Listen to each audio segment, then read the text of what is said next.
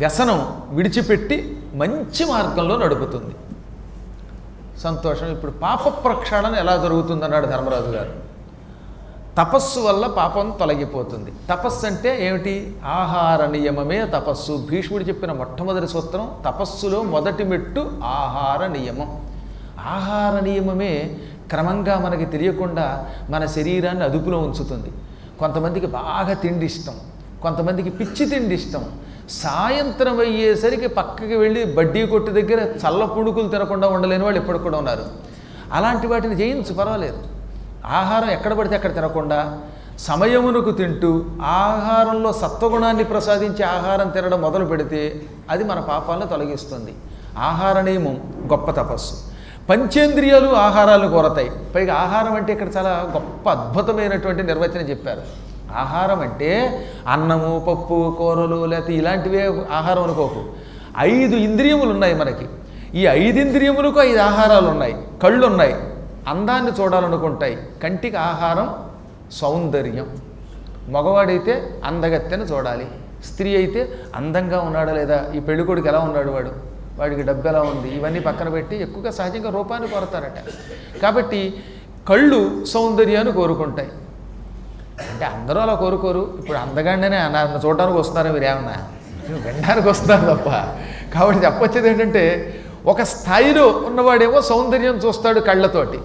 రెండో ఇంద్రియం ఏం చేస్తుంది? చెవులు మంచి మాటలు, వాళ్ళకి వినసొంపుగా ఉన్న వాటిని వినాలని కోరుకుంటాయి. చెవులకి వాక్కే, ఈ వినికిడియే ఆహారం. కంటికి దృశ్యం, చెవులకి శ్రవణం ఆహారం. ఈ ఆహారం కూడా జ్ఞానులైతే పురాణం అనే వాక్కుల్ని చెవులో వేసుకుని ఆహారంగా స్వీకరిస్తారు. అంటే మీ చెవులకు ఆహారం ఏమిటనమాట? పురాణ వాక్కులు.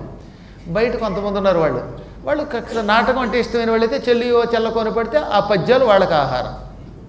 మహానుభావులు ఇంకొంతమంది ఉన్నారు, అబ్బని తీయని దెబ్బలాంటి పాటలు ఉంటాయి, వాళ్ళకి అది ఆహారం. వారి వారి సంస్కారాలను బట్టి చెవులు ఈ వినికిడిని ఆహారంగా స్వీకరిస్తాయి. ఇంకా ముక్కులు ఉన్నాయి, వాసనని ఆహారంగా స్వీకరిస్తాయి.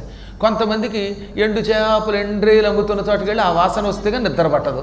కొంతమందికి చక్కగా ఇలా మల్లెపూలు వాసన తప్ప. అలాంటి కథలు కూడా ఉన్నాయి. అందుకనే పురాణాల్లో ఒక మల్లెపువ్వులు అమ్మే కొట్టుకొచ్చారట ఈ ఎండు చేపలు రొయ్యలు అమ్ముకునేవాళ్ళు. తీరా వచ్చాక నిద్ర పట్టలేదట, దుర్వాసనగా ఉంది, మా గంపలు తెచ్చుకుని తల కింద పెట్టుకుంటే కానీ మాకు నిద్ర పట్టదన్నారట. వాళ్ళకి అవే వాసన మరి.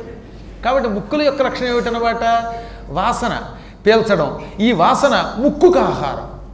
ఇంకా నాలుకన్నది, ఈ నాలుకకి రకరకాల రుచుల ఆహారం. చక్కని వాక్కు పలకడం లేదా దుర్భాషలాడడం, ఇవి దీనికి ఆహారం. చర్మం ఉన్నది, స్పర్శ దీనికి ఆహారం. చక్కగా చల్లగాలి తగిలితే కొందరికి ఇష్టం, ఏసీ పడదు కొందరికి. చచ్చినట్టు ఎండలో పడి ఉండవలసిందే. ఏసీ కారెక్కాడ వాడికి రోగం వచ్చిన వాళ్ళు ఉన్నారు, అంచేత వాడు ఎండలో పడి ఉండాలి. కొంతమందికి అదేమిటో తెలియదు. కానీ మా చిన్నప్పుడు మాతో పాటు ఒక కుర్రాడు ఒక 5 ఏళ్ళు చదువుకున్నాడు.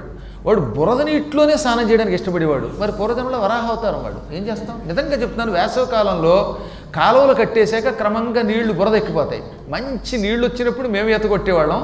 వాడు ఎప్పుడూ కూడా కాలువ బాగా ఎండిపోయే ముందు బాగా బురద అయిపోతుంది. ఆ బురద నీటిలోనే తిరుగుతూ అందులోనే వండి స్నానం చేయడానికి ఇష్టపడేవాడు కాదు. శరీరం అంతా దుర్వాసన వచ్చేది. ఆ దుర్వాసన పీల్చుకునేవాడు వాడి యోగం అది. అంటే వాడి చర్మం ఎంతసేపు బురదని ఆస్పరిశ సుఖాన్ని కోరుకుంటుంది. కాబట్టి పందులు ఉన్నాయి చక్కగా, వాటికి బురద అంటే ఎంత ఇష్టమో తెలుసా? వాటికి పన్నీరు చల్లండి, ఎంత చికాకు వచ్చేస్తుందో. పంది బురద మెచ్చు పన్నీరు మెచ్చున అంటాడు. అందుకని ఈ చర్మ సుఖం అవి కోరుకుంటాయిట. ఈ విధముగా ఈ జ్ఞానేంద్రియముల 5ంటికి కూడా ఒక్కొక్క దానికి ఒక్కొక్క ఆహారము కావాలి. సులభంగా చెప్పాడు అనమాట. ఇంద్రియములకు ఆహారం అంటే ఇది. ఈ ఆహారాన్ని కోరతాయి. వీటిని అదుపులో పెట్టడమే తపస్సు. అలాగే వీటిని ఎప్పటికప్పుడు జయించడం మహాతపస్సు. ఒక్కొక్కసారి మన కళ్ళెదురుగుండా ఎంత గొప్ప ఆహారం ఉన్నప్పటికీ దాన్ని స్వీకరించకుండా ఉండడం, లేక పరాయి వాళ్ళు ఎంత గొప్పగా ఉన్నా వాళ్ళ మీద వ్యామోహం చెందకుండా ఉండడం, పరద్రవ్యం మనకి ఎంత స్పర్శ సుఖం ఇచ్చినా దాన్ని కోరకుండా ఉండడం, ఇదే తపస్సు అంటే. ఈ ఇంద్రియ నిగ్రహం అదుపులో పెట్టడం మహాతపస్సు.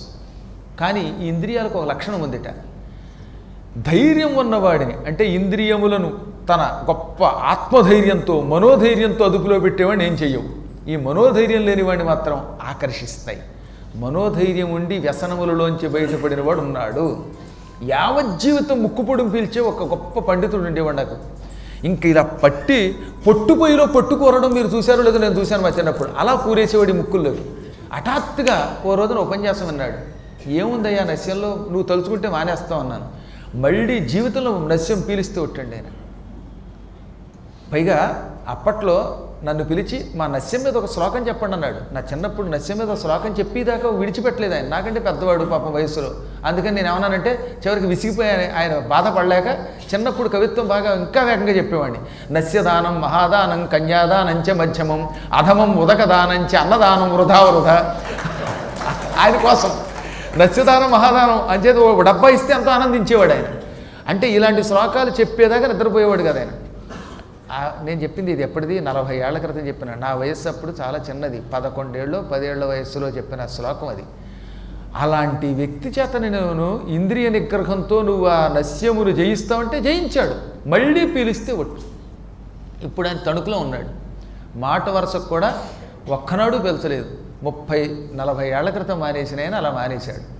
ఇంద్రియములు ఉన్నాయే, నేను దీనిని జయించగలను అని ఒక ధైర్యంతో, ఆత్మధైర్యంతో, మనోధైర్యంతో ఉన్నవాడిని ఏం చేయలేవు.